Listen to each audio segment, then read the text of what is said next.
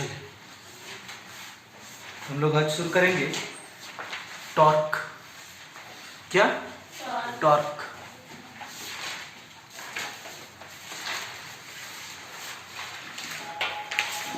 Torque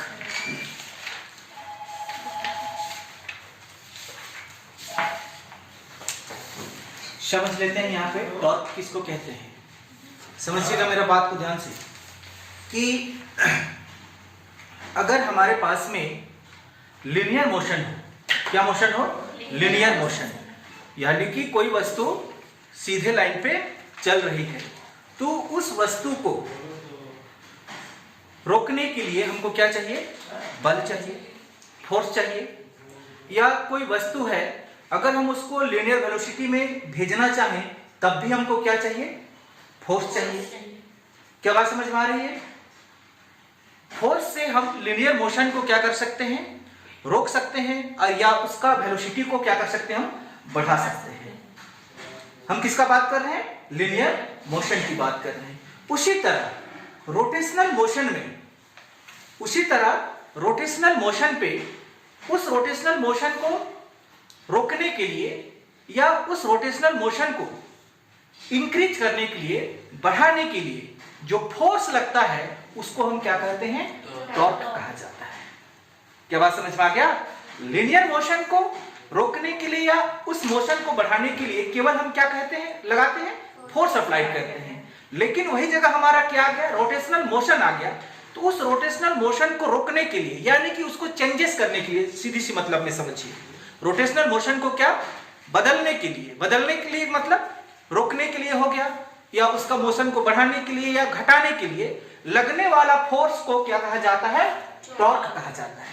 इसीलिए torque को हिंदी में आघूर्ण बल कहा जाता है। क्या कहते हैं? आघूर्ण बल कहा जाता है। समझ में आया क्या?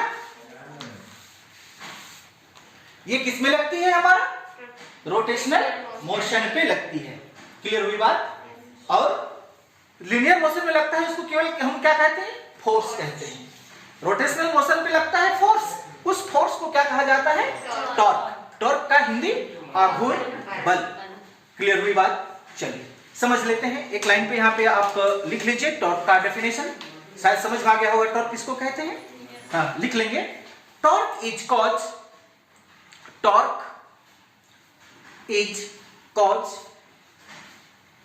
which change the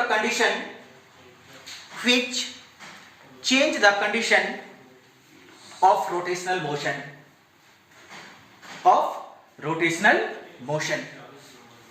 क्या समझ में आई बात आप लोगों को? कि रोटेशनल मोशन का जो कंडीशन है उसको क्या करता है? टॉर्क बदल देता है। अगर चल रहा है तो उसको क्या करेगा? रोक देगा। अगर रुका हुआ है तो उसको फिर से रोटेट करा देगा। यही तो होता है चेंजेस। किसमें? रोटेशनल मोशन में। और जो वहीं पे रोटेशनल मोशन में उसको चेंजेस करने के लिए जो फोर्स लगता है, वही फोर्स को हम लोग क्या कहते हैं? टॉर्क कहा जाता है। समझ पाई? एक लाइन में डेफिनेशन लिखा गया है। आ गया समझ में? चलिए अब यहाँ पे इसको थोड़ा सा फिर से समझ लेते हैं कि आखिर में हमारा ये टॉर्क किस तरह से जनरेट होती है। क्लियर हो रही मेरा बात? कि टॉर्क हमारा किस तरह से जनरेट होती है। समझिएगा कि हमारे पास में एक क्या है? बॉडी है। ये क्या है? एक बॉडी है, सिस्टम ऑफ पार्टिकल्स है। बॉडी को ही तो क्या कहते हैं हम लोग? सिस्टम ऑफ पार्टिकल्स कहा जाता है। ये बॉडी है तो इसका हमारा सेंटर ऑफ मास होगा या नहीं होगा? होगा। अगर आप सेंटर ऑफ मास पे क्या लगाते हैं? फोर्स लगाते हैं। कहां पे? सेंटर ऑफ मास पे फोर्स लगाते हैं, तो ये बॉडी हमारा कहां चला जाएगा? लिनियर मोशन पे चला जाएगा। क्या बात समझ में आ गया? मेरा बात को ध्यान से सुनेगी कि ये हमारा बॉडी है या नहीं है? तो सपोज दैट इसका सेंटर ऑफ मास यहां पे है। अब यहां पे ठीक बीचों बीच में आप क्या लगाइए? फोर्स लगाएंगे, तो ये किस में चला जाएगा? लिनियर मोशन में चला जाएगा, यानी कि सीधे वो आगे की ओर चला जाएगा। क्या बात समझ में आया? लेकिन अगर आप इसी फोर्स को किसी बॉडी में उसका सेंटर ऑफ मास में ना लगा के, समझिएगा, उसकी सेंटर ऑफ मास पे ना लगा के कोई दूसरे पॉइंट पे लगा देते हैं। चलिए, हमने यहां पे लगाया था फोर्स, तो क्या मिला था हमको? Linear motion. लेकिन ये फोर्स को हम सेंटर ऑफ मास पे ना लगा के एक दूसरी पॉइंट पे क्या कर देते हैं, इसको इस तरह से लगा देते हैं फोर्स को। लेकिन कंडीशन क्या होना चाहिए कि ये सेंटर ऑफ मास और लगने वाला फोर्स हमेशा पैरेलल में होना चाहिए, ये कंडीशन होना चाहिए। क्या समझ में आया? तब ये वाला क्या होगा, यहां से अगर हम इसको इस तरह से क्या कर दें, मिला दें, तो आपको यहां पे क्या मिल जाएगा, एक एंगल थीटा मिल जाएगा। और ये फोर्स इस बॉडी को क्या करेगा, रोटेट करा देगा। क्या कर देगा? घुमा देगा। समझ पा रही है बात? ध्यान से देखिए ना, आपने यहां पे इसको क्या किया था, सेंटर पे लगाया था, तब ये लीनियर मोशन में आया था या नहीं आया था? अब इसको सेंटर ऑफ मास में ना लगा के इधर लगाइए, तो अब ये आगे की ओर जाएगा। देखिए ये घुमा। समझ में आया बात? क्लियर हो गई होगी कि सेंटर पे फोर्स लगाते हैं तो लीनियर मोशन में आता है, लेकिन सेंटर ऑफ मोशन पे ना लगा के हम उसका एक टर्मिनल पॉइंट पे फोर्स लगाते हैं इस तरह से, तो ये आगे जाने की बजाय क्या हो जाती है, रोटेट कर जाती है। क्या बात समझ में आ गया? और ये वाला, इसी को हम लोग क्या कहेंगे, ये जब ये पॉइंट इसमें फोर्स लगाएंगे तो ये पॉइंट हमारा इधर से इधर आएगा या नहीं आएगा? इस डायरेक्शन पे क्या होगा, ये रोटेट होगा, घूमेगा कि नहीं घूमेगा? और इसी कंडीशन को हम लोग क्या कहते हैं, एंगुलर डिस्प्लेसमेंट कहा जाता है। क्या कहते हैं? एंगुलर डिस्प्लेसमेंट कहा जाता है। इसी को हम लोग क्या कहते हैं, एंगुलर डिस्प्लेसमेंट कहा जाता है। याद रखना। क्लियर? अब यहां से आपने क्या डाला था, फोर्स डाला था क्या, तो ये फोर्स यहां पे लगने से क्या बनाया, ये एंगल बनाया। इसलिए इस फोर्स को हम लोग क्या कहेंगे, एंगुलर फोर्स कहेंगे। क्लियर हो गया होगा बात? समझ पाई कैसे हमारा टॉर्क जनरेट होता है? कि किसी बॉडी का सेंटर ऑफ मास पे फोर्स अप्लाइड ना करके हम सेंटर ऑफ मास के पैरेलल एक दूसरे पॉइंट पे फोर्स अप्लाइड करते हैं, तो उसमें क्या पैदा हो जाता है, रोटेशन पैदा हो जाता है। और इसी को हम लोग क्या कहते हैं, टॉर्क कहा जाता है। समझ में आई बात? चलिए, अब टॉर्क तो आपको पता हो गया कि कैसे यह जनरेट होती है, लेकिन कैसे हम पाएंगे टॉर्क को, कैसे मिलेगा हमको टॉर्क किसी बॉडी में, कैसे मिलेगा टॉर्क? तो उस टॉर्क को पाने के लिए सबसे पहले हमको समझना होगा कपल ऑफ फोर्स को। किसको समझना होगा? Couple of force. Couple of force, force को समझना होगा। देखिएगा, कपल का मतलब होता है जोड़ा। क्या? जोड़ा। किसका जोड़ा? बल का जोड़ा। कपल ऑफ फोर्स, इसको समझना होगा हमको। चलिए, इसको भी आपको समझा देते हैं, आप ध्यान से देखिएगा। ये कपल ऑफ फोर्स क्या होती है उसको भी यहां पे ध्यान से देखिएगा। कपल ऑफ फोर्स, मान के चलिए फिर से ये हमारा क्या है, एक बॉडी है। क्लियर हुआ? इसका सेंटर ऑफ मास यहां पे है। सेंटर ऑफ मास में जब हम फोर्स लगाते हैं तो ये लीनियर मोशन पे जाती है, तो हमको क्या चाहिए, रोटेशनल मोशन चाहिए। समझ पा रही होगी बात? तो आपने इस डायरेक्शन पे क्या लगाया, फोर्स लगाया। इस डायरेक्शन पे क्या लगाया, फोर्स लगाया।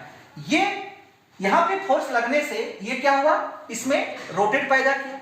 लेकिन आप सोचिए, यहां पर भी इस डायरेक्शन से फोर्स लगा दें, तब क्या समझे आप कि ये हमारा बॉडी है, एक फोर्स आप इधर से लगा रहे हैं और एक फोर्स इधर से लगा रहे हैं। मेरा बात समझ में आ रही है? एक फोर्स इधर लग रहा है और एक फोर्स इधर, तब ये बड़ी आसानी से क्या करेगा, घूमने लगेगा। और इसी को हम लोग क्या कहते हैं, कपल ऑफ फोर्स, फोर्स का जोड़ा। लेकिन इसमें भी कंडीशन क्या होना चाहिए, ये दोनों फोर्स भी एक दूसरे का क्या होना चाहिए, पैरेलल होना चाहिए। मतलब पैरेलल होना चाहिए। समझ में आ गया? और इसी फोर्स को हम लोग क्या कहते हैं, कपल ऑफ फोर्स कहा जाता है। क्या बात समझ में आती है ना? चलिए, इसका कंडीशन पता हुआ ना आपको, क्या होना चाहिए, पैरेलल होना चाहिए लेकिन अपोजिट। लिखेंगे हम यहां पे कपल ऑफ फोर्स इसको कहते हैं। चलिए आप लिख लेंगे कपल ऑफ फोर्स, शायद समझ में आ गया होगा, क्लियर हुआ ना? लिखेंगे two equal and opposite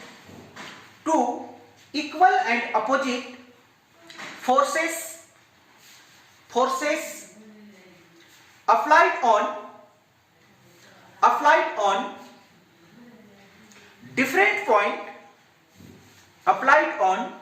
different point of a body form couple of force।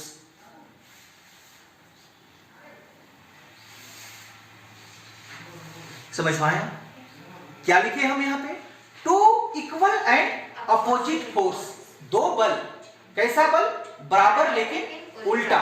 यहां पे आपको दिखाई दे रहा होगा, एक इधर से लग रहा है तो एक इधर से लग रहा है, लेकिन दोनों क्या है, इक्वल है लेकिन उल्टा है।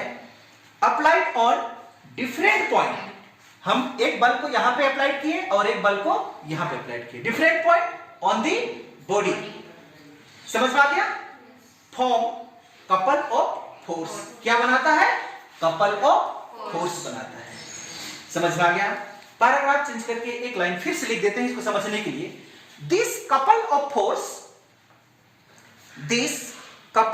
फोर्स क्रिएट, ये क्या क्रिएट कर देगा बोलिए तो, इसमें turning effect, create turning effect create करेगा। क्या ये क्या करेगा, इस तरह से रोटेट करेगा। टर्निंग इफेक्ट क्रिएट किया कि नहीं किया, create turning effect to generate torque. और इसमें टर्निंग इफेक्ट पैदा होने से इसमें क्या जनरेट हो जाएगी, टॉर्क जनरेट हो जाएगी। समझ में आ गया? एंड रोटेट द बॉडी, और बॉडी क्या करने लगेगा, रोटेट करने लगेगा। हमको लगता है कि कहीं पे आप कंफ्यूजन में नहीं होंगे। क्या कंफ्यूजन में है? क्लियर हो गई होगी बात? क्लियर हो गया? अब हम समझते हैं कि टॉर्क को किस तरह से कैलकुलेट करेंगे, क्योंकि हमारे पास में बहुत सारे सिस्टम होंगे। कोई सिस्टम बड़ा होगा, कोई सिस्टम क्या होगा, छोटा होगा। किसी सिस्टम पे ज्यादा फोर्स अप्लाइड होगा, किसी सिस्टम पे कम फोर्स अप्लाइड होगा, तो उसमें बनने वाली टॉर्क भी क्या होगी, अलग अलग होगी या नहीं होगी? तो उस टॉर्क को हम किस तरह से कैलकुलेट करेंगे, क्योंकि सभी का टॉर्क तो एक जैसा होगा नहीं कि हम एक का टॉर्क को कैलकुलेट कर लिए और बाकी सेम मिलेगा हमको, ऐसा तो नहीं है। समझ पा रही है ना? तो उस टॉर्क को हम किस तरह से कैलकुलेट करेंगे, चलिए देखते हैं। Calculation of torque, calculation of torque.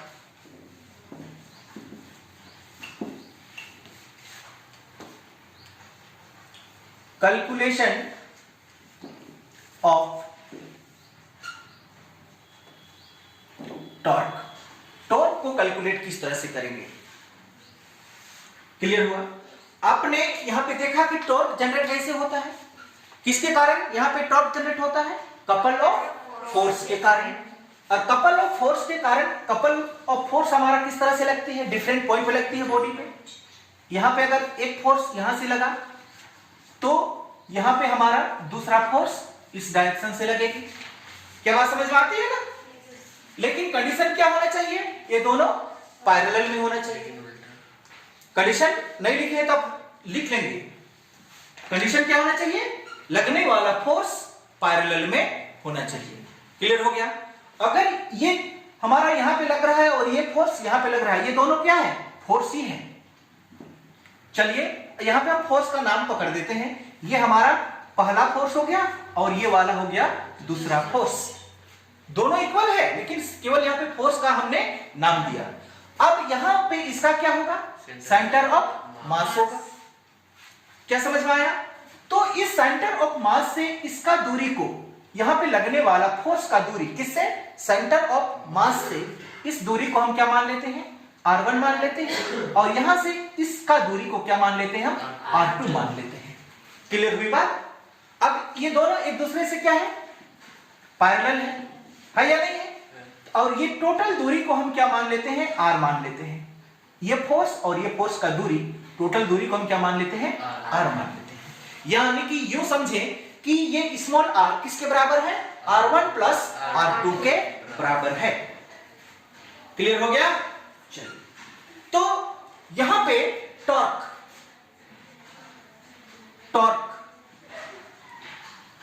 को टाउ से रिप्रेजेंट किया जाता है। किससे? टाउ। इसको टाउ कहते हैं। क्या कहते हैं इसको? टाउ। टॉर्क को किससे रिप्रेजेंट करते हैं? टाउ से। क्लियर हो गया? टॉर्क हमारा एक वेक्टर क्वांटिटी है। टॉर्क हमारा क्या है, एक वेक्टर क्वांटिटी है। Equal to, torque equal to, ध्यान से देखिए तो इसमें पहले यहां से यहां का दूरी कितना है हमारा, R है। यहां से लेकर इसका दूरी कितना है, R है। अब यहां पे लिखने का तरीका भी समझिएगा। जब भी लिखिएगा तो पहले R ही लिखेंगे। समझ में आ गया? जब भी लिखेंगे क्या लिखेंगे, R ही लिखेंगे। आप फोर्स को पहले नहीं लिखेंगे। समझ में आ गया? ये भी है इसका कंडीशन। टॉर्क इक्वल टू यहां से यहां का दूरी R इंटू क्या लग रहा है, दोनों फोर्स लग रहा है। ये हमारा क्या है, वेक्टर क्रॉस प्रोडक्ट है। डॉट प्रोडक्ट का तो प्रोडक्ट ही क्या आता है हमारा, स्केलर आता है। लेकिन यहाँ पे वेक्टर है हमारा कौन, टॉर्क। और ये तो फिर से क्या होना होगा, इसको क्रॉस प्रोडक्ट, तभी इसका जो प्रोडक्ट आएगा वो क्या होगा, वेक्टर में आएगा। अगर डॉट में लगा देंगे तो क्या हो जाएगा, ये स्केलर हो जाएगा। जैसे हमने वर्क के लिए देखा था, फोर्स इनटू डिस्प्लेसमेंट। फोर्स भी हमारा वेक्टर था और डिस्प्लेसमेंट भी वेक्टर था, लेकिन उससे बनने वाला वर्क क्या था, स्केलर था। इसलिए साइंटिस्ट ने इसको दो तरह से बांटा। एक को क्या कहा, डॉट प्रोडक्ट, और एक को क्या कहा गया, क्रॉस प्रोडक्ट। तो ये हमारा क्रॉस प्रोडक्ट है। दो वेक्टर क्वांटिटीज को क्रॉस कराने से उससे मिलने वाला प्रोडक्ट भी क्या होता है, हमारा वेक्टर ही होता है। समझ में आ गई बात? अब इसको इस तरह से लिखने से आप पहले F को नहीं लिख सकते हैं, पहले किसको लिखना होगा, R को ही लिखना होगा। क्या समझ में आई बात? चलिए, इस तरह से हमको क्या मिलता है, टॉर्क मिलता है। अब यहां पे समझिए हम लोग मोमेंट ऑफ टॉर्क। क्या समझे, मोमेंट ऑफ टॉर्क। चलिए तो यहां पे देख लीजिएगा, मोमेंट ऑफ क्या लिखे हम, टॉर्क। किसके लिए, फोर्स 1 के लिए। किसके लिए, फोर्स 1 के लिए। चलिए ध्यान से देखिएगा, ये फोर्स 1 के लिए, फोर्स 1 तो यहां पे लगा रहा है हमारा। क्या समझ पा रही है, फोर्स, ये F1 फोर्स हमारा यहां पे बल लगा रहा है, तो ये कितना दूरी को इफेक्ट करेगा, यहां से लेकर इतना दूरी को करेगा, और यहां से इतना दूरी को ये इफेक्ट करेगा। क्या समझ में आ रही है बात? तो इस कंडीशन पे अगर आप देखना चाहें किसके लिए, F1 के लिए, तो क्या होगा, चलिए बताइए क्या होगा हमारा, क्या है हमारे पास, R2 है कि नहीं है? तो यहां पे हम क्या लिख सकते हैं, R2 इंटू फोर्स आपने लगाया है, नहीं लगाया है क्या, आया समझ में बात? अगर सिर्फ इसका मैग्नीट्यूड लिखना है आपको, क्या लिखना है, केवल मैग्नीट्यूड लिखना है, केवल क्या लिखना है, मैग्नीट्यूड लिखना है, तो आप इसको क्या लिख सकते हैं, FR2 लिख सकते हैं, क्योंकि ये मैग्नीट्यूड को दिखा रहा है, डायरेक्शन को नहीं दिखा रहा है। समझ में आ गया बात? ये क्या है, केवल इसका मैग्नीट्यूड है FR2। लेकिन जब आप इसको वेक्टर में लिखेंगे तो इस तरह से लिखेंगे। क्या बात समझ में आई? दूसरी कंडीशन आप देखिए, मोमेंट ऑफ क्या लिखेंगे, टॉर्क कहां के लिए? F2 के लिए। तो F2 का यहां से और इसका दूरी में इसका लगने वाला इफेक्ट है F2 का। कितना दूरी माने इसको हमने? R1। और फोर्स हमने क्या मान लिया है? F। ये तो नाम दिए 1 2। क्लियर हो गया? इस तरह से इसका हमको क्या मिलता है? मोमेंट ऑफ टॉर्क मिलता है। अगर इसको भी मैग्नीट्यूड फॉर्म में लिखना चाहें तो क्या लिखेंगे? Fr1 लिख सकते हैं। समझ में आया होगा बात? चलिए, क्लियर? अब थोड़ा सा आगे बात कर लेते हैं। टोटल मोमेंट कितना? F1 plus F2। जोड़ देंगे दोनों को? जोड़ेंगे कि नहीं जोड़ेंगे? तो क्या मिलेगा हमको? बोलिए, इसका वैल्यू क्या है? डायरेक्टली मैग्नीट्यूड फॉर्म पे आइए। Fr2 plus Fr1। क्या बात समझ में आ गया? तब यहां पे F है, यहां भी क्या है? F है। कॉमन निकालेंगे तो आपको क्या मिलेगा? R2 plus R1। समझ में आ गया होगा? Therefore R2 plus R1 equal to, ध्यान से नजर दौड़ाइए यहां पे, R। क्या है? R। तो टोटल मोमेंट ऑफ टॉर्क है ये, टोटल मोमेंट ऑफ टॉर्क। तो क्या मिल जाएगा हमको? यहां पे देखिए तो टोटल मोमेंट ऑफ, क्या है ये? टॉर्क ही तो है। इक्वल टू क्या था हमारे पास में? F, फिर क्या है? R। ये भी किस फॉर्म पे आया? मैग्नीट्यूड के फॉर्म पे आया। अगर हम इसको वेक्टर के फॉर्म में लिखें तो टॉर्क के लिए हम टाउ लिखते हैं और पहले क्या लिखा जाता है? R इंटू क्या लिखा जाता है? F लिखा जाता है। क्लियर हो गया होगा? डाउट है क्या? नहीं?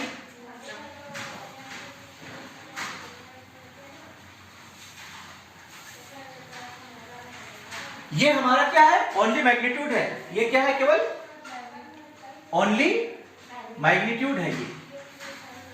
ये डायरेक्शन को नहीं दिखा रहा है, केवल किसको दिखा रहा है? मैग्नीट्यूड को दिखा रहा है।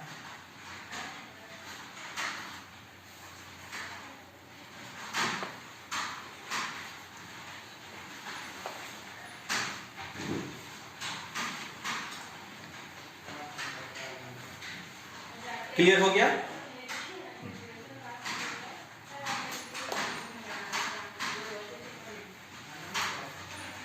Torque is a vector quantity. Torque is a vector quantity. Torque is a vector quantity. Clear हो गया? टॉर्क हमारा कैसा क्वांटिटी है? वेक्टर क्वांटिटी है। यहां पे थोड़ा सा देख लेते हैं। SI unit of torque. चलिए आप ध्यान से देखिएगा, इधर यहां पे थोड़ा सा कंफ्यूज करने वाली बात आएगी। आप ध्यान से देखिएगा, ये R का मतलब क्या है? डिस्टेंस है या नहीं है? R का मतलब क्या है? डिस्टेंस। डिस्टेंस को आप मीटर से मेजर करते हैं कि नहीं करते हैं? फिर क्या है हमारे पास? फोर्स, यानी कि इसको आप किससे मेजर करते हैं? न्यूटन से। तो टॉर्क का आपको यूनिट क्या मिला? न्यूटन्स मीटर मिला। बोल सकते हैं ना? क्या मिला आपको? न्यूटन्स मीटर मिला। लेकिन यहाँ पे एक एक्सेप्शन आती है। मान के चलिए आपने वर्क के बारे में सुना होगा। वर्क इक्वल टू क्या होता है? Force into displacement. समझ में आ गया? Force into displacement. देख लीजिए, फोर्स इंटू डिस्प्लेसमेंट। तो W इक्वल टू फोर्स को फिर से हम किससे मेजर करते हैं? न्यूटन से। फिर डिस्प्लेसमेंट के लिए फिर मीटर। फिर इसका ऐसा यूनिट क्या आया हमारा? Newton metre. और इसका भी क्या आया? Newton metre. समझ पा रही होगी बात? इसीलिए वैज्ञानिकों को जब इसमें कहा जाए कि हम कहे कोई कि हम आज 10 न्यूटन मीटर का काम किए, ठीक है, तो टॉर्क का भी यूनिट न्यूटन मीटर और वर्क का भी यूनिट न्यूटन मीटर। तो इसमें कंफ्यूज की रेट होगी कि आपने टॉर्क वाला किया है या वर्क वाला किया है। दोनों का यूनिट सेम है ना? इसीलिए वर्क का को न्यूटन्स मीटर ना बोल के इसको एक नाम दिया गया, वो नाम हो गया जूल। मतलब यहां पे कहने का मतलब हुआ कि आप 10 जूल बोलेंगे, मतलब समझने वाला समझ जाएगा कि ये वर्क किया है। अगर आपने 10 न्यूटन्स मीटर बोला तो किसका बात कर रहा है? टॉर्क का बात कर रहा है ना बात? 10 जूल बोला मतलब आप किसका बात कर रहे हैं? वर्क का। अगर 10 न्यूटन्स मीटर बोले तो किसका बात कर रहे हैं? टॉर्क की बात कर रहे हैं। इसीलिए यहाँ पे वर्क का यूनिट क्या दिया गया? जूल दिया गया, जबकि टॉर्क का यूनिट क्या है हमारे पास? न्यूटन्स मीटर है। क्लियर हो गया ना? चलो आगे बढ़ेंगे और अभी हम लोग देखते हैं कि आखिर में ये जो टॉर्क लगती है रोटेशन कराने में या रोटेशन को रोकने में, तो इस टॉर्क का डायरेक्शन किधर होता है? डायरेक्शन होगा ना, तो हम यहां पे लिखते हैं क्या? Direction of torque. टॉर्क किधर हमारा टॉर्क लगेगा? चलिए एकदम इजी है इसको पहचानना, थोड़ा सा लिख लेंगे क्या? लिख लीजिए। Direction of torque, direction of torque based on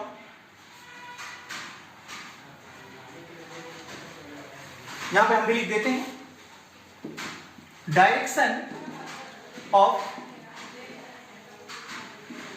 torque based on right-handed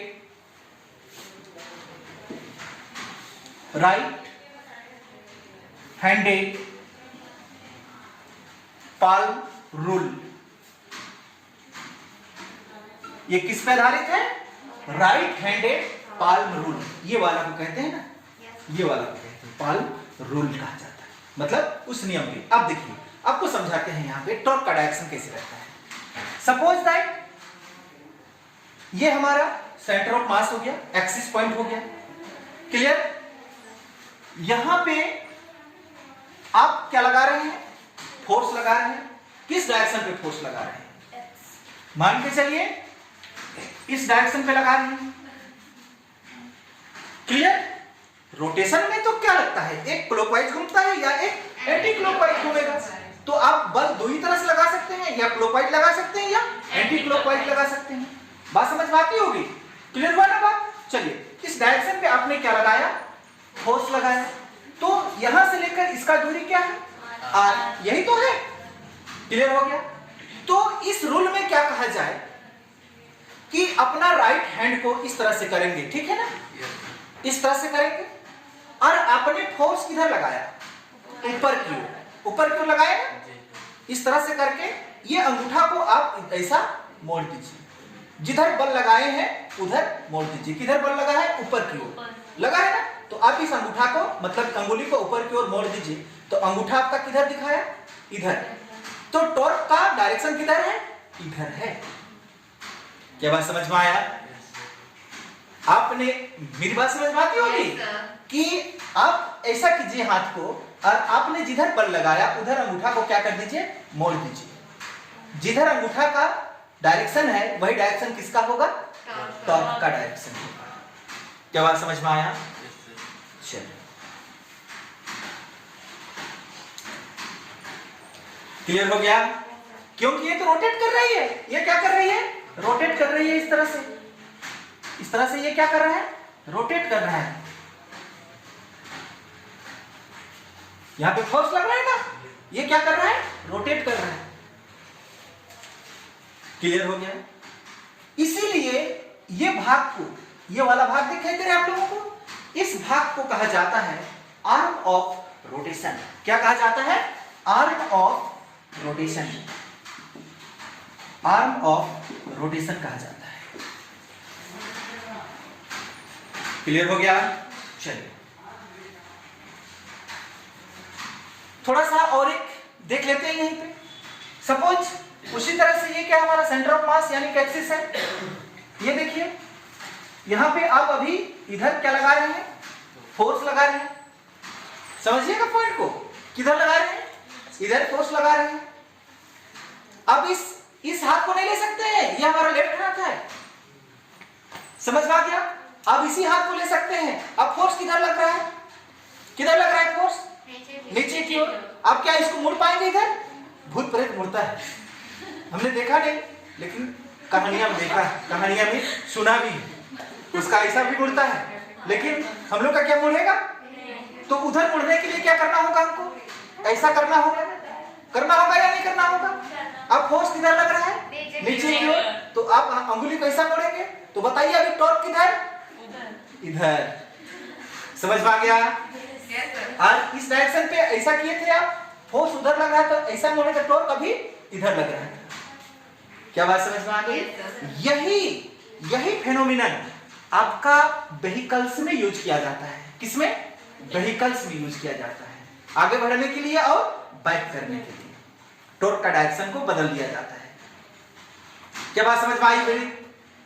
गाड़ी आगे भी चलती है और पीछे भी घूमती है कि नहीं घूमती है, तो क्यों आगे चलती है, क्योंकि आगे चल रही है, तो पीछे अगर हमको बदलना है तो उसका टॉर्क को क्या करना होगा, हमको बदल देना होगा। और बदलने का तरीका हमारे पास है नहीं है कि हम बल को क्या लगा दें, उल्टी तरफ लगा दें, तो वो पीछे की ओर चलेंगे, वही तो दिखाता है टॉर्क यहाँ पे। आ गया होगा समझ में, क्लियर। चलिए, डाउट है कहीं पे, नहीं।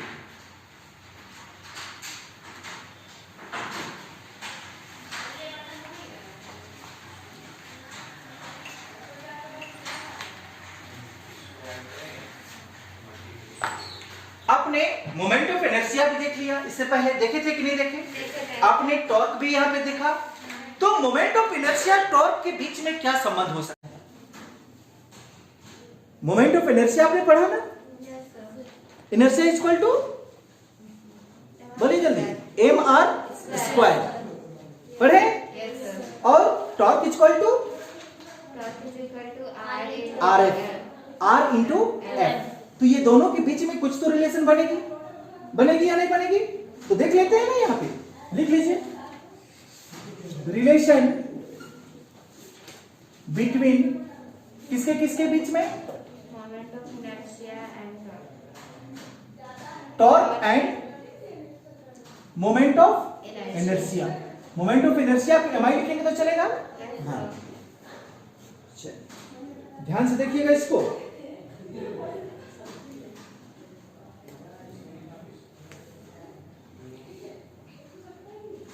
आपने 2-4 क्लास पहले पढ़ा होगा एंगुलर एक्सेलरेशन के बारे में, कभी भी नाम सुनी होगी ना, एंगुलर एक्सेलरेशन।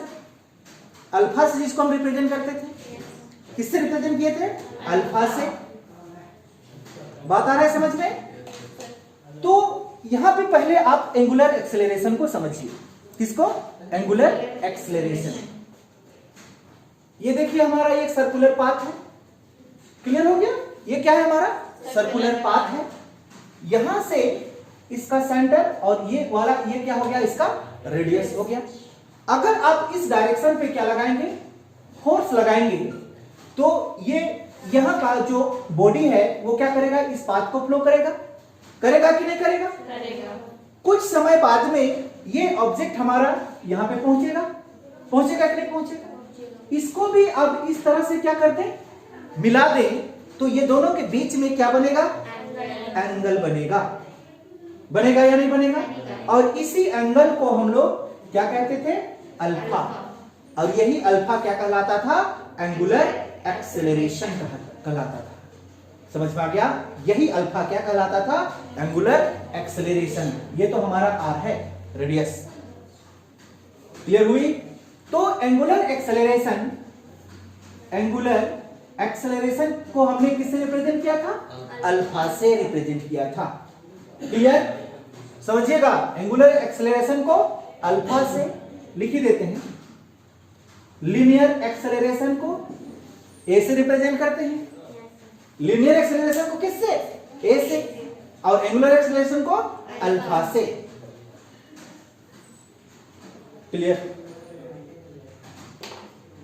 तो यहां पे ये सबके बीच में भी क्या होगा हमारा, कुछ ना कुछ तो रिलेशन होगा।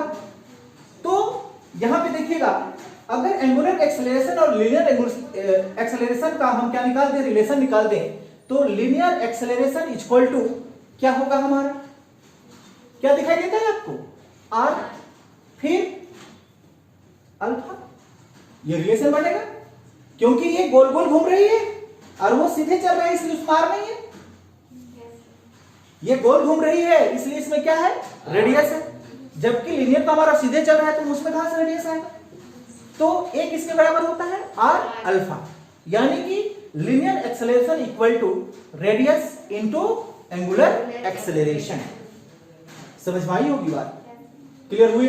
चलिए आप देखते हैं ये दोनों के बीच में रिलेशन, अब हमको इजी लग जाएगा। आपने अभी पढ़ा होगा, we know that torque equal to, जल्दी बोलिए, आर इंटू एफ, सही है।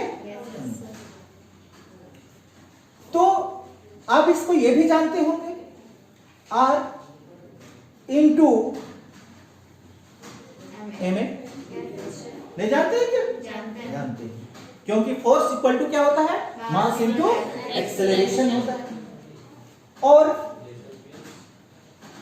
आर इंटू एम इंटू ए लिख सकते हैं,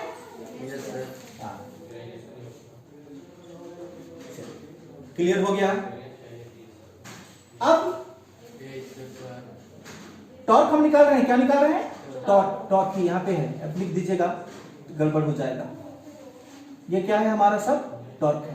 तो टॉर्क इक्वल टू, बोलिए, आर इंटू एम इंटू क्या है ये, ए के बदले में क्या लिखेंगे, आर अल्फा। क्लियर हुआ। तो torque equal to R into R, M R square, फिर क्या बचा, अल्फा। समझ पाई होगी। क्या आपको इनर्शिया पता है, यहां पे लिखे है ना, मोमेंट ऑफ इनर्शिया पता है। आई इक्वल टू आपने क्या जाना है, क्या यहां पे दिखाई देता है कहीं पे, तो टॉर्क इक्वल टू क्या मिला, आई अल्फा। देखिए दोनों का केस समझ में आया होगा, ऐसा उम्मीद करते हैं।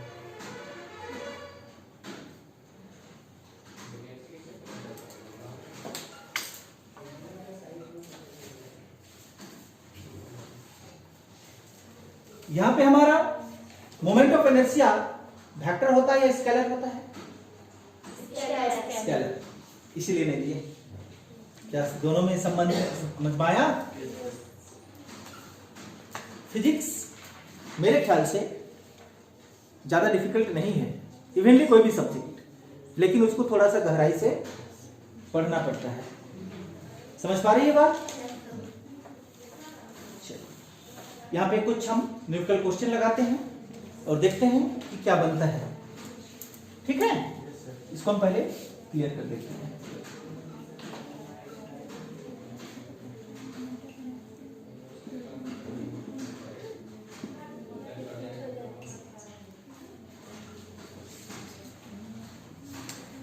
कैलकुलेट टॉर्क, वही लिखे ना, क्या लिखे हम लोग, कैलकुलेट टॉर्क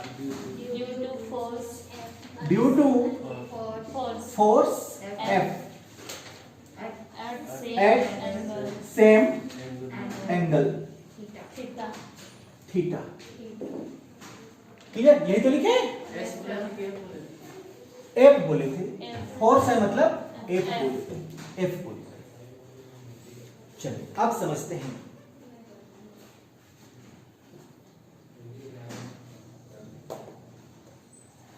ये देखिए है ना, ये भाग हो गया और ये इसका इस तरह का एक्सिस हो गया। ये इसका क्या हुआ, एक्सिस पॉइंट हुआ, हुआ कि नहीं हुआ? तो फोर्स कहां पे लगती है? यहां पे लगती है। क्या बात समझ में आया? कहां पे लगती है? इस पॉइंट पे लगती है। अब इस पॉइंट पे लगती है फोर्स, चलिए हम दिखा देते हैं आपको। इस डायरेक्शन पे लग रही है, ये 90 डिग्री अभी नहीं है, समझ में आ गया? ये 90 डिग्री नहीं है, ये 90 डिग्री नहीं है। इसको आगे आप ट्रेस कर देंगे इधर, तो आपको एक डायरेक्शन मिलेगा। तो यहां पे बनने वाला जो एंगल है वो थीटा किसके बराबर नहीं है? 90 के बराबर नहीं है, याद रखेंगे। ये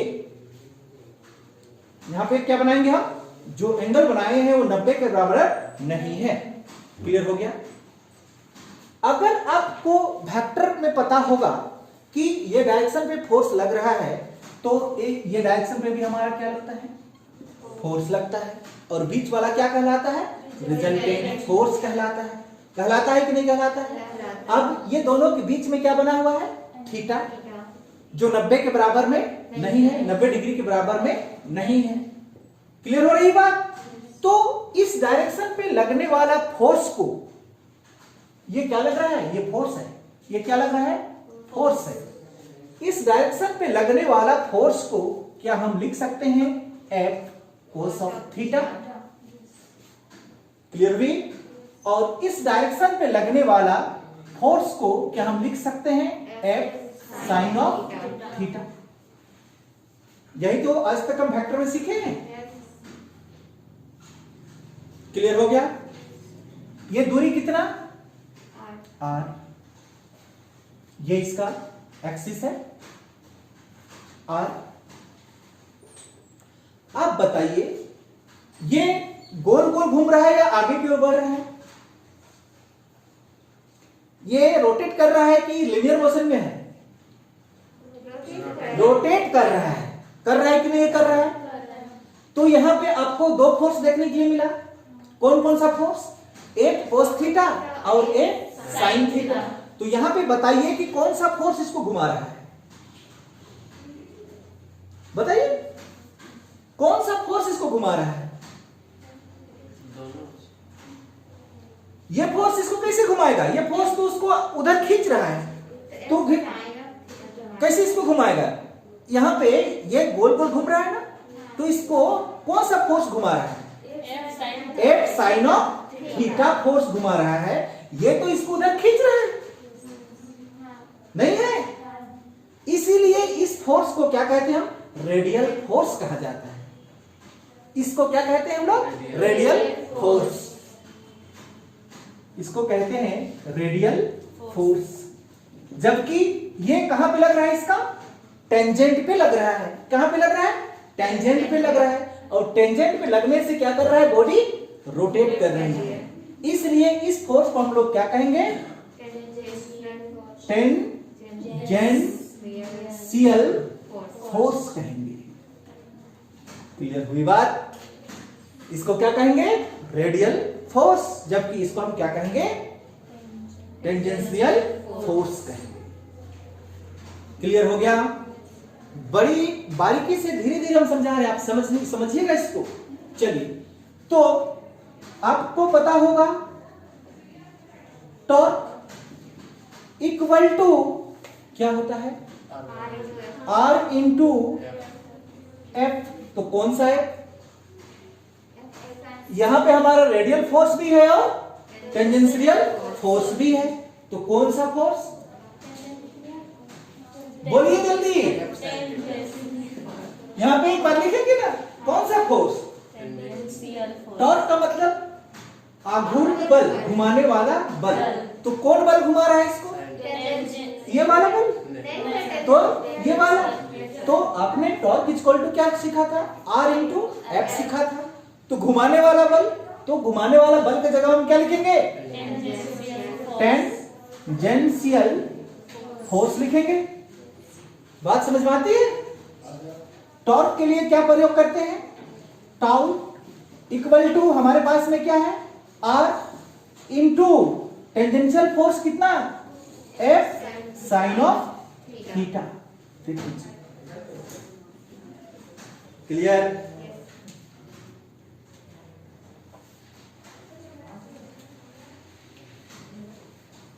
आया समझ में? चलिए इसका कुछ स्पेशल केस देख लेते हैं। क्या देख ले? स्पेशल केस देख लीजिए। केस 1 पहला केस देख लीजिए। अगर हमारा theta, if theta is equal to क्या हो जाए? 0 डिग्री हो जाए। थीटा कितना हो जाए? 0 डिग्री हो जाए तो टॉर्क क्या हो जाएगा? R into F sign 0 degree लिखेंगे यहां पे, क्योंकि थीटा किसके बराबर है भाई? 0 के बराबर है। तो साइन 0 का वैल्यू क्या होता है? साइन 0 का वैल्यू 0। तो टॉर्क यहां पे क्या मिलेगा आपको? 0 मिलेगा। इस केस में ये रोटेट नहीं करेगी। क्या बात समझ में आया? इस केस में ये रोटेट कर ही नहीं सकता है। क्लियर? यहां पे आपको सबसे मिनिमम टॉर्क मिलेगा। मिनिमम क्या, कुछ यहां पे मिलेगा ही नहीं, टॉर्क मिलेगा ही नहीं। क्लियर? कितना डिग्री पे? 0 डिग्री पे। केस 2 को देखिए तो अगर हमारा थीटा कितना ले ले हम? 90 डिग्री ले ले तो torque equal to R into F sine 90 degree मिलेगा हमको। तो क्या मिलेगा हमको? R F मिलेगा। मिलेगा कि नहीं मिलेगा? और यही हमारा मैक्सिमम टॉर्क कहलाता है। क्या कहलाता है? मैक्सिमम टॉर्क कहलाता है। मैक्सिमम टॉर्क कहलाता है। यहां पे एक मजेदार चीज बताएंगे। क्लियर हो गया? चलिए ध्यान से समझिएगा कि आपको यहां पे मैक्सिमम फोर्स क्या मिला? टॉर्क का R into R A. R क्या है? Distance from the axis. और F क्या है? फोर्स, लगाने वाला फोर्स। ये आपको दिखाई देता है? दिखाई देता है? क्या इसमें ये रोटेट करती है? मतलब इसमें टॉर्क है या नहीं है? चलिए हम इसको बड़ी जोर से टाइट कर देते हैं। क्लियर हो गया? हम इसको दे देते हैं शालिनी को खोलने के लिए। ठीक है? अब शालिनी अपना पूरा कैपेसिटी फोर्स इसमें लगा रही है ऐसा, क्योंकि आपके पास में फोर्स क्या है? लिमिट है कि आपके पास में 30 न्यूटन का फोर्स है, तो आप 31 न्यूटन का फोर्स कहां से लाइएगा? नहीं लाइएगा। और 30 न्यूटन में ये खुल ही नहीं रहा है। समझ पा रही है मेरा बात? आपके पास में जितना एबिलिटी है फोर्स का, वो टोटल फोर्स आपने इसको खोलने में लगाया। आपके पास में 30 न्यूटन का मान के चलते हैं कि 30 न्यूटन का फोर्स है। आपने पूरा फोर्स को यहां पे लगाया, लेकिन तब भी ये नहीं खुला। तब क्या करना होगा हमको? ये दिखाई देता है आसान तरीका। क्या है ये? R को हमको बढ़ाना होगा। क्या करते हैं? R को बढ़ा देंगे। R को बढ़ाने के लिए क्या करना होगा? यहाँ पे एक रिंच फंसा दें। रिंच फंसाएंगे तो ये हमारा इतना लंबा आ जाएगा। तो R ही तो बढ़ा। ये क्या उसको घुराएगी तो गोल होगा कि नहीं होगा? अब R बढ़ा दिए, R बढ़ाए और वही फोर्स में लगा दो, कड़क ये खुल जाएगा। हंसते हंसते खुल जाएगा। टॉर्क अघूर्ण बल। समझ पा रही है मेरा भाषा? R को घटा देगी तो आपको बहुत ज्यादा फोर्स लगेगा। अपने जब गाड़ी का टायर पंचर होता है तो उसको चेंज करने के लिए देखिए उसमें नट बोल्ट लगा होता है। क्या उसको आप हाथ से पकड़ के खोल पाएंगे? आप रात दिन मेहनत कर लीजिए, 5 साल कर लीजिए, वो क्या खुलेगा हाथ से? आपके पास में जितना फोर्स है उतने ही ना आप अप्लाई कर पाएंगे। उससे ज्यादा फोर्स आप कहां से अप्लाई कीजिएगा? क्या कर पाएंगे? लेकिन आप क्या करते हैं? उसका रेडियस को बढ़ा देते हैं, रिंच पत्थर लगा देते हैं, और नहीं खुलता है तो और थोड़ा सा जीआई पाइप होता है ना, उसको डाल देते हैं और लंबा कर देते हैं और उसमें एक बार चढ़ के नाच देते हैं तो क्या होता है? खुल जाता है। क्यों खुला? क्योंकि आपने वहां पे क्या बढ़ाया? R बढ़ाया। और यही R और A किस पे डिपेंड करता है? टॉर्क पे डिपेंड करता है। क्या बात समझ में आती है? हाँ। चलिए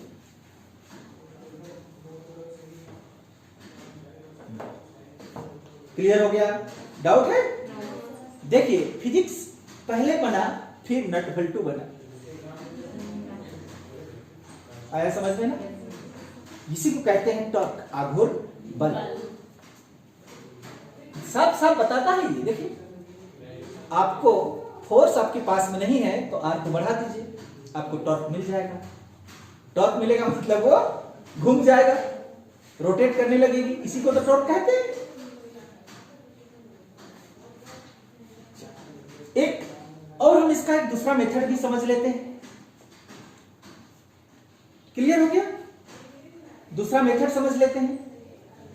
ध्यान से देखिएगा, दूसरा मेथड में क्या कहा जाता है कि आपके पास में इस तरह से क्या है, एक एक्सिस है। क्या है? एक एक्सिस है। अब यहां से ये देखिए, यहां से ये दूरी हो गया क्या? आर। मतलब ये गोल ही है, मान के चलिए। क्या है? ये गोल ही है। तो यहां से ये क्या हो गया? आर। जैसे कि यहां से हमने इसको आर माना था। क्या ये वाला लाइन देख रहे हैं आप? ये वाला लाइन ये है। अगर आप चाहें तो गोल बना सकते हैं। यहां से इसका दूरी कितना है? आर है। क्लियर हुई बात? आप इसको क्या करें कि इस डायरेक्शन पे फोर्स लगा दें। इधर क्या लगा दें? फोर्स लगा दें। इधर भी हमारा है, आपको दिखाई दे रहा होगा। इसको आप स्ट्रेट लाइन में पास करेंगे ना, तो वहां भी क्या बना आपका? एंगल बना। इस एंगल को क्या मान लेते हैं? थीटा मान लेते हैं।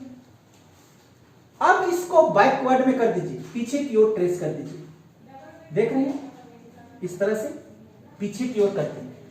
और जब आप इससे इसको मिलाएंगे तो आपको ध्यान रखना चाहिए कि यहां पे बनने वाला कोण कितना होना चाहिए? 90 डिग्री का होना चाहिए। समझ में आ गया?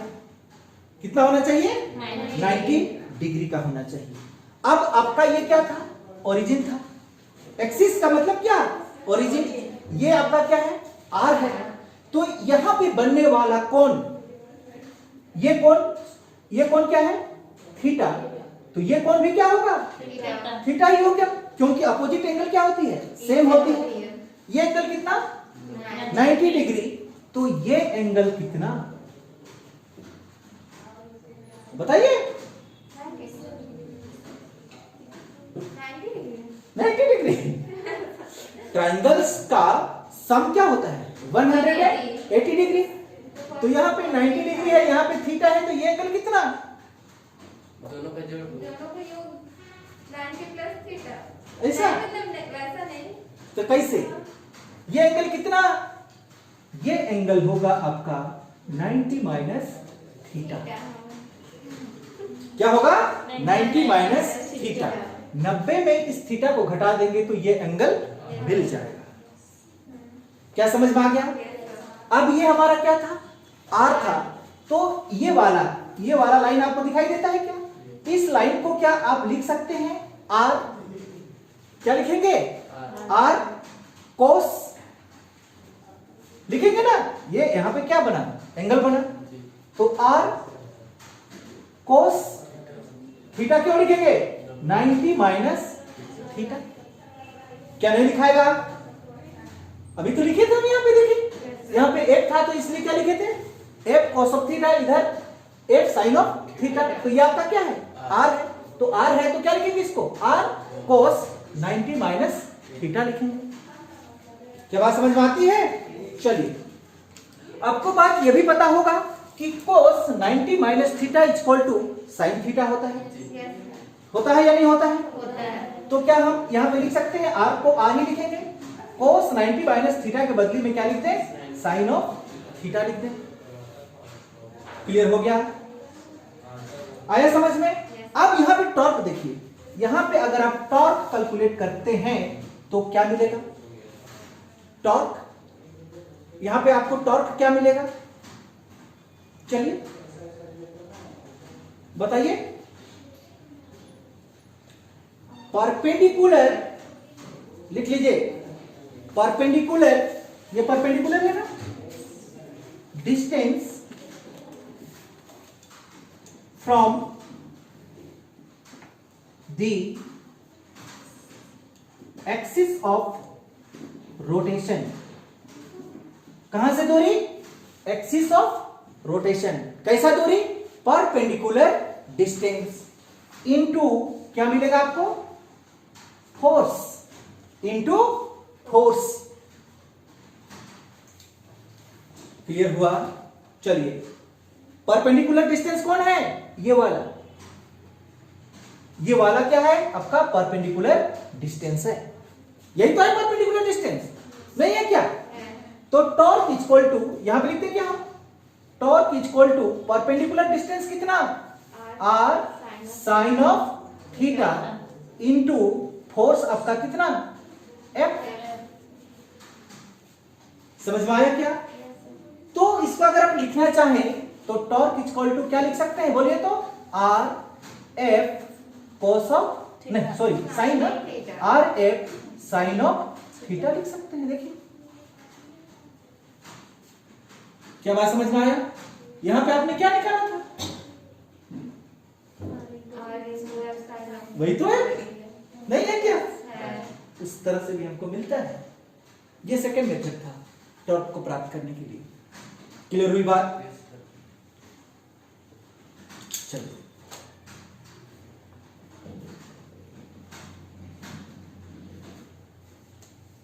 और एक वर्कशीट उठा लें? क्या चाहिए? हो गया? हो गया? चलिए, तो फिर आज यहीं पे क्लास को खत्म करते हैं। हम आशा करते हैं कि समझ में आया होगा।